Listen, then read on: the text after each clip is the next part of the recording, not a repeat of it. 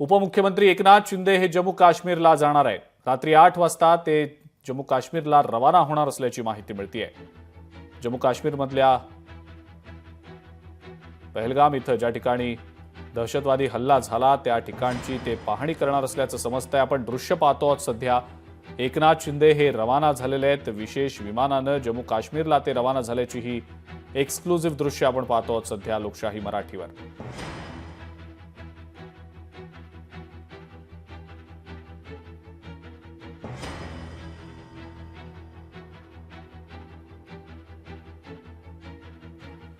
उपमुख्यमंत्री एकनाथ शिंदे हे काही वेळापूर्वीच जम्मू काश्मीरसाठी रवाना झाल्याची ही दृश्य।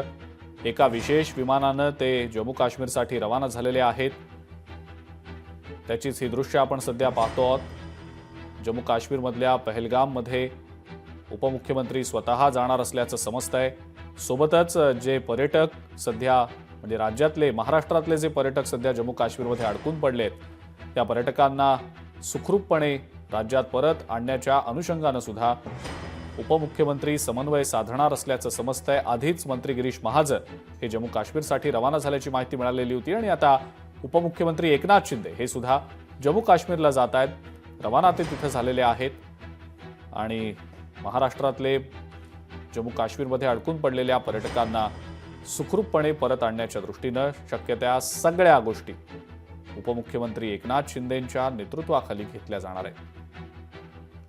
उमेश करंजकर आपले प्रतिनिधी या संदर्भातली अधिक माहिती आपल्याला देत आहेत। उमेश, काय नेमकी माहिती आहे या संदर्भातली?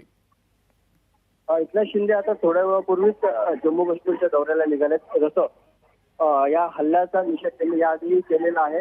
यासोबतच घटना घडली त्या घटनास्थळी ते पोहोचतील आणि त्या सगळ्या घटनास्थळाची देखील पाहणी करणार आहेत। तिथे अडकलेले किंवा तिथे अजूनही काही महाराष्ट्रातले जे पर्यटक आहेत त्या पर्यटकांची देखील चर्चा करणार आहे। त्यांना महाराष्ट्रातल्या त्यांच्या घरी पोहोचवण्या सगळ्या संदर्भात व्यवस्था काय आहे त्याबाबतच्या काय तयाऱ्या तिकडच्या करण्यात आलेल्या किंवा तिकडे त्यांना महाराष्ट्रात पोहोचवण्यासाठी काय अजून तयारी करायला पाहिजे त्याबाबतच्या काही तांत्रिक अडचणी आहेत का त्याची देखील ते सगळं जाणून घेणार आहेत आणि त्यानंतर त्या सगळ्यांना घरी पोहोचवण्या सगळ्या संदर्भात चर्चा देखील करणार आहेत। त्यामुळे अत्यंत महत्वाचा असा त्यांचा जम्मू काश्मीरचा दौरा असणार आहे। या जम्मू काश्मीर दौऱ्यानंतर ते पंतप्रधान नरेंद्र मोदी किंवा अमित शहा यांना भेटणार आहेत का हे देखील पाहणं तेवढं महत्वाचं असणार आहे। मात्र अद्याप तरी या भेटी सगळ्या संदर्भात त्यांच्याकडून कोणतेही वक्तव्य किंवा त्यांच्याकडून कोणती अधिकृत घोषणा करण्यात आलेली नाहीये।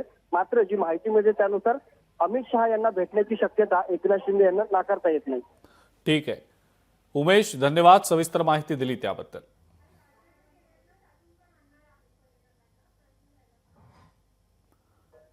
उपमुख्यमंत्री एकनाथ शिंदे आता रवाना झाल्याचं आपण पाहतो आहोत। विशेष विमानानं ते रवाना झालेले आहेत आणि काश्मीरमध्ये अडकून पडलेल्या महाराष्ट्रातल्या पर्यटकांना उपमुख्यमंत्री एकनाथ शिंदे हे परत आणणार आहेत।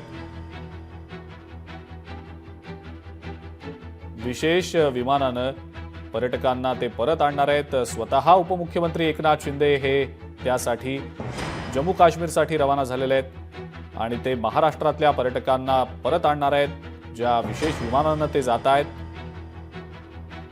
त्याच विमानातनं ते अनेक प्रवाशांना सोबत देखील घेऊन येणार असल्याची माहिती मिळतेय।